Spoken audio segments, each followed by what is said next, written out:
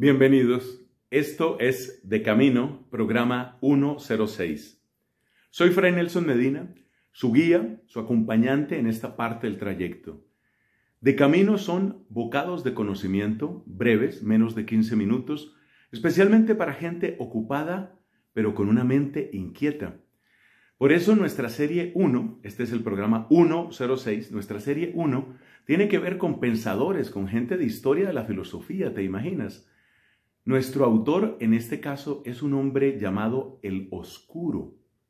O sea, ya se supone que la filosofía es difícil, es complicada, y a este hombre se le conocía como oscuro. Difícil tal vez de interpretar, difícil de entender, o quizás demasiado original. Se dice que hay personas que tienen un pensamiento tan original o tan novedoso que en cierto sentido están como más allá de su propia época. Quizás sea ese el caso de Heráclito de Éfeso. Ese es nuestro autor para este día. Heráclito de Éfeso, mientras vamos de camino. Una de las características de la filosofía es que el estudio de su propia historia sirve para construir contenido. Normalmente cuando nosotros examinamos la historia de la ciencia, vemos los distintos momentos que condujeron a una gran ley o a un gran descubrimiento. Y estos momentos previos, 1, 2, 3, 4 o más, en realidad no interesan tanto. Lo mismo sucede en la tecnología. ¿A quién le interesaría ahora tener un teléfono celular que fue último modelo en el año 2015? Tal vez solo a un investigador, a un ingeniero especializado o a un museo. La ciencia y la tecnología viven de lo nuevo. La filosofía, en cambio, aprecia el camino muchas veces sinuoso, difícil, y cada uno de esos puntos que se fueron recorriendo tiene algo que enseñar, porque en filosofía lo más importante parecen ser las preguntas. Esto significa que los buenos filósofos han sido también buenos estudiosos de anteriores filósofos. Así, por ejemplo, Aristóteles, que vivió en el siglo IV, estudió autores como Heráclito o como Parménides, que vivieron cientos de años antes de él. Es un dato importante. Bueno, ¿y de dónde sabe uno las vidas de estos antiguos filósofos? Estábamos comentando la vez pasada sobre un hombre llamado Parménides, Parménides de Elea. ¿Cómo sabe uno de Parménides de Elea o cómo sabe uno de este otro autor, Heráclito de Éfeso? ¿Eso dónde se aprende? Pues hay autores que desde antiguos se interesaron por ver qué preguntas y qué respuestas se habían dado antes. Repito, es parte del ser de la filosofía, la historia de la filosofía. Podemos decir que la filosofía carga su propia historia y la hace parte de su ser. En concreto, de estos autores uno puede saber de muchas maneras, pero un autor que es clave, un investigador que es clave, es un hombre llamado Diógenes Laercio. Diógenes Laercio vivió mucho tiempo después de Heráclito, vivió hacia el siglo III de nuestra era. Mientras que, como hemos dicho, Heráclito vivió del 540, eso es siglo VI antes de Cristo, y murió a comienzos del siglo V antes de Cristo. Es decir que realmente hay mucho tiempo, hay unos 800 años entre Heráclito y Diógenes Laercio. Pero este Diógenes Laercio es clave para saber de muchos de estos autores antiguos. Bueno, pero vamos con Heráclito. Heráclito es conocido por varias cosas. Es conocido por su modo misántropo de ser. A ver, aprendamos esa palabra o recordémoslo. ¿Qué significa misántropo? Pues eso viene de dos palabras griegas. El verbo misó significa odiar y ántropo o anthropos quiere decir ser humano, hombre.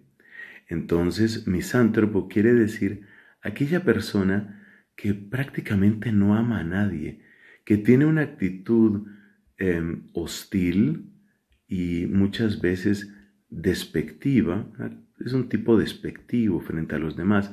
Así fue Heráclito.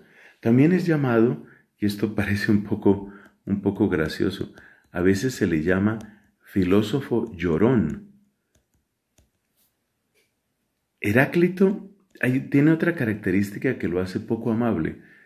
Su filosofía no tiene la estructura literaria que haría famoso a Platón, como son los diálogos, ni tampoco tiene una estructura fluida, como los tratados de un Aristóteles, ni tampoco tiene una capacidad narrativa, como la tuvieron un Nietzsche o un Sartre o un Albert Camus, no.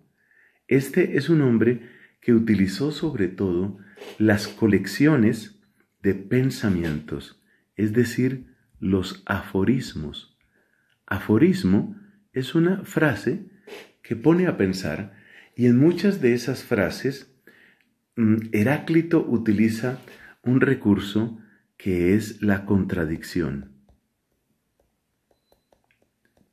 La contradicción también utiliza a veces la burla, incluyendo el desprecio. Yo creo que a estas alturas ustedes pueden estarse preguntando, ¿por qué le dedicamos tiempo a un hombre como estos? Pues es que Heráclito, más allá de su temperamento, es un hombre sumamente interesante. Recordemos que la gran preocupación de los filósofos de toda esta época en la que nos encontramos, hombres como Tales, Anaxímenes, Anaximandro, Pitágoras, Parménides, las preocupaciones de todos ellos tenían que ver con esta palabra, con la palabra arjé, es decir, con un principio explicativo. Si yo aplico mi razón al mundo, ¿qué puedo decir? ¿Por dónde se puede empezar a entender el mundo? Esa es como la pregunta que interesa a todos estos filósofos. ¿Por dónde se puede empezar a entender el mundo? Entonces, algunos se fijaron en los aspectos materiales. Es el caso de Tales, que mira el tema del agua. Anaxímenes mira el tema del aire. Mira el aire. Anaximandro se fija en un algo indeterminado, material, potente, que él llama el apeiron. En un programa anterior me equivoqué, confundí a Anaxímenes y a Anaximandro, me disculpo. Anaxímenes habla del aire. Entonces, estos filósofos, pues hacían esas asociaciones. El agua, ¿cierto? Luego, Anaxímenes hablaba del aire, ¿cierto? Anaximandro hablaba del apeiron, que significa palabra griega que significa lo indeterminado. Pitágoras, que como cosa rara, pues fue despreciado por Heráclito, piensa en el número. Parménides cree que todo hay que entenderlo desde la percepción del ser, el ente, ¿cierto? Que se dice en griego toón. Bueno, pues Heráclito entra también dentro de esta lista. Para Heráclito, lo que está debajo de todo, el primer principio explicativo para empezar a entender el mundo, es el fuego. Por supuesto, cuando Tales habla de agua, no está pensando simplemente en el elemento líquido, sino está pensando en que puedes hallar algo parecido al agua en muchas partes.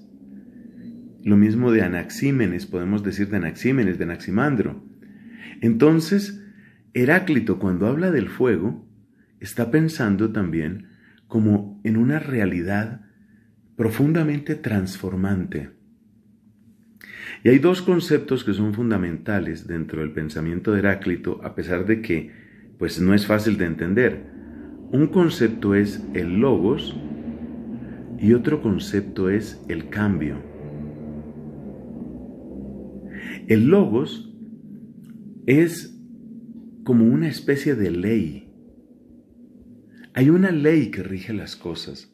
Las cosas son comprensibles porque hay una ley. Es decir, el mundo no es simple caos. El mundo puede ser entendido porque hay una ley que le rige. Es decir, si uno sabe mirar el mundo, aquí está el mundo, si uno sabe mirar el mundo, uno descubre que hay un logos, que hay una ley. Y precisamente la raíz de la tristeza de Heráclito es que la gente no tiene el tiempo, ni las ganas, ni la perseverancia para encontrar cómo son las cosas en realidad. Entonces, Heráclito se queja y dice que la gente duerme, que el mundo está dormido, que no queremos enterarnos de la realidad de las cosas. Y por eso nos apartamos de esa realidad, lo mismo que cuando hay un grupo de personas que están todas dormidas, cada una se va a su propio mundo. Esa es una de las frases más interesantes de Heráclito.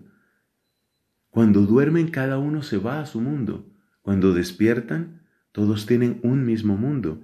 Entonces hay que ver el mundo y hay que escuchar el mundo y hay que descubrir la realidad, pero la gente no quiere ver la verdad. Entonces fíjate que este concepto de un mundo que duerme, a mí por lo menos me parece un concepto interesantísimo, porque muchas personas están como dormidas. Están dormidas porque están metidas en el vértigo de sus placeres o en el vértigo de sus ocupaciones o de sus codicias. La otra palabra importantísima es el cambio. Si para Parménides el movimiento es como una especie de ficción que se impone a la mente por los sentidos, para Heráclito lo realmente fundante es el cambio. Y él se da cuenta que hay una especie de tensión permanente en todas las cosas. Es decir, que si sabemos ver el mundo, vamos a encontrar que dentro de cada cosa, dentro de cada persona, hay multitud de contradicciones. Y esa idea también es interesantísima. Dentro de nosotros, muchas veces, por ejemplo, podríamos decir aquella frase que es de San Pablo, ¿no? Que queremos hacer el bien, pero nos atrae el mal. O queremos ser lógicos, pero tenemos una cantidad de cosas irracionales. Y Heráclito eleva esta contradicción al rango de una especie de ley permanente. Es decir, que el conflicto, la guerra, no es por sí sola de lamentar, porque la guerra está siempre dentro de nosotros y es la guerra la que nos mueve a seguir siendo. De modo que en vez de concentrarnos en simplemente lo que somos, deberíamos ver cómo estamos deviniendo. Este cambio tiene un nombre muy elegante que es el devenir. Las cosas van cambiando. Y eso es lo que él relaciona con el fuego que está como transformando las cosas. Entonces, descubrir este devenir como verdadero fundamento, eso es lo que nos hace despertar y es lo que nos hace encontrar la realidad de las cosas. Pero pocos lo desean, dice Heráclito. Se dice que la mente humana tiene la necesidad como de encasillar o de etiquetar a las personas. Y mucho de lo que se cuenta sobre Heráclito, ya cuando uno lo estudia, aunque sea un poquito, se da cuenta que no es exactamente así. Este hombre, por ejemplo, no era el patrono del relativismo. Su pensamiento es mucho más interesante. Y esa experiencia, estoy seguro que la vas a seguir repitiendo si nos sigues acompañando de camino. Dios te bendiga. Hasta pronto.